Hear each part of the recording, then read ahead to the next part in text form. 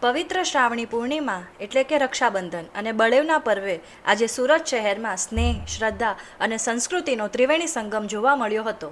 કેન્દ્રીય મંત્રી સી.આર. પાટીલે પોતાના પરિવાર સાથે રક્ષાબંધનના પવિત્ર પર્વની હર્ષોલ્લાસ સાથે ઉજવણી કરી હતી.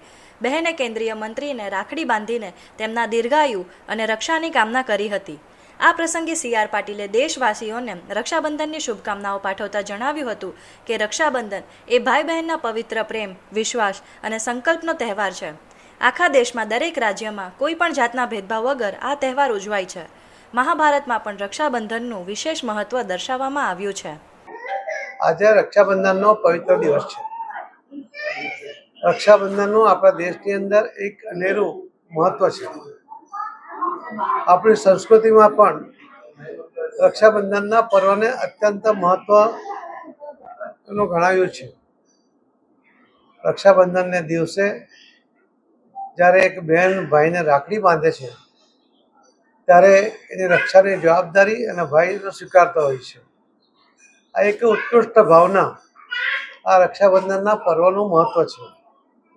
આખા દેશમાં આજે રક્ષાબંધન દરેક રાજ્યમાં કોઈ પણ જાતના ભેદભાવ વગર ભાઈ અને બહેનના આ પ્રેમનું પ્રતીક આ તહેવારને ઉજવવામાં આવે છે.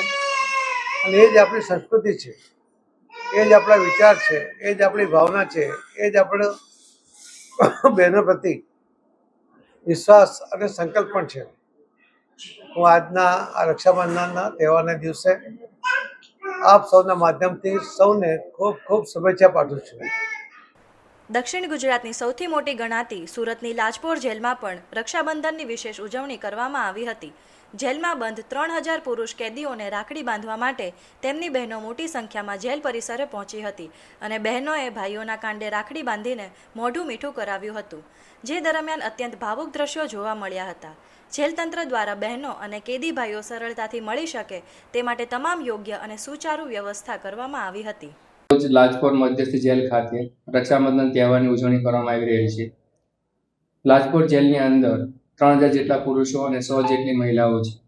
તેઓના પરિવારના લોકો અહીંયા શાંતિપૂર્વક રક્ષાબંધન તહેવાર ઉજવી શકે અને રાખડી બાંધી શકે તે માટે લાજપોર મધ્યસ્થ જેલના કર્મચારીઓ, અધિકારીઓ તથા બહારના જે પોલીસ કર્મચારીઓ દ્વારા બંદોબસ્તની વ્યવસ્થા ગોઠવવામાં આવેલી છે.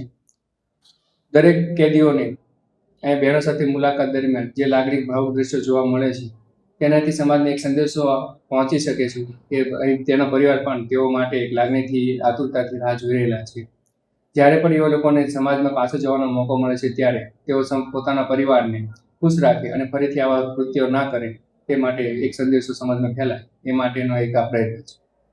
12 જેટલા પોલીસ જવાનોને બંદોબસ્તમાં બોલાયા છે અને કઈ રીતે બહારથી લગભગ આપણે જીઆરડી પોલીસ કર્મચારી, એમાં મહિલા કર્મચારી સાથે ટોટલ 150 જેટલા કર્મચારીઓ આપણે એનાયત કરેલા છે.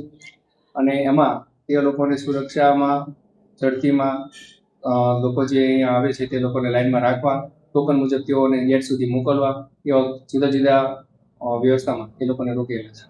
રક્ષાબંધન અને બળેવ પર્વના પવિત્ર દિવસે સુરતમાં બ્રહ્મ સમાજ દ્વારા સામૂહિક યજ્ઞોપવિત બદલવાનો ધાર્મિક કાર્યક્રમ યોજાયો હતો. તીર્થ તાપી ક્ષેત્રે આવેલ કરમનાથ મહાદેવના સાનિધ્યમાં સમસ્ત બ્રહ્મ સમાજના ભૂદેવો એકત્રિત થયા હતા. આ પ્રસંગે સનાતન પરંપરા મુજબ તેજસ્વીતા અને બ્રહ્મત્વની જાળવણી અર્થે શાસ્ત્રોક્ત વિધિથી નવી જનોઈ ધારણ કરવામાં આવી હતી અને શાસ્ત્રી ભાવેશજીએ રક્ષાબંધન અને જનોઈ બદલવાના પૌરાણિક તથા ધાર્મિક મહત્વ વિશે ભૂદેવોને વિસ્તૃત માહિતી આપી હતી.